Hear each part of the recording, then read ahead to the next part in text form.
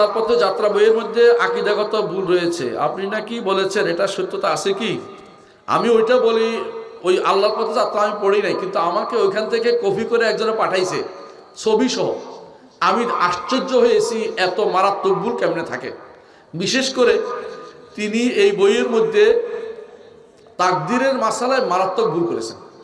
আর তাকদীর ঈমান অংশ না, তাকদীর মাসলা ভুল করলে কিন্তু ঈমান চলে যায়। এই আমি ওনাকে অনুরোধ জানাবো উনি যেন শুদ্ধ করে নেন, এটা আমি বলবো। মারাত্মক ভুল, এই জাতীয় ভুল আলেমের জন্য শোভা পায় না।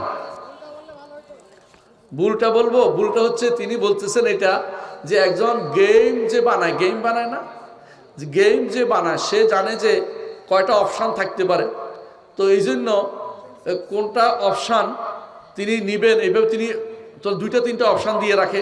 তো আল্লাহ তাআলা নাকি এরকম গেম ডেভেলপারের মতো তিনি অপশান দিয়ে রাখছেন। নাউজুবিল্লাহ, কথা বুঝেন কোথায় কি নিয়ে আসলো আপনি? কথা হলো, এটা কথা হলো বলেন তো, এটা কোনো কথার ভিতরে পড়ে? আপনি পড়ে দেখেন এটা আপনারা, আমি কথা বলিনি। তারপরে কি বলছে? আচ্ছা বলেন তো, আল্লাহ তাআলা এর পরেরটা জানেন কিনা? এর পরটা জানেন না? আল্লাহ কোনটা নিবেন এটা জানেন কিনা? গেম ডেভেলপার জানে যে আমি কোনটা নিব, গেম ডেভেলপার জানে। তাহলে বুঝছেন উদাহরণটা হয়েছে, এটা একটা কুফুরি উদাহরণ হচ্ছে না? আপনি বুঝেন এরা নিজেরা কেন ইয়া দিতে যায়, এই সমস্ত এই নিজের পক্ষ থেকে যুক্তি দিতে যায় কেন? কোরআন এবং সুন্নাহর ভিতরে থাকলে সমস্যা নেই, এরা কিন্তু নিজের পক্ষে যুক্তি দিতে যায়, এখন একটা মহা বিভ্রান্তি তৈরি করে দিয়েছে মানুষের ভিতরে।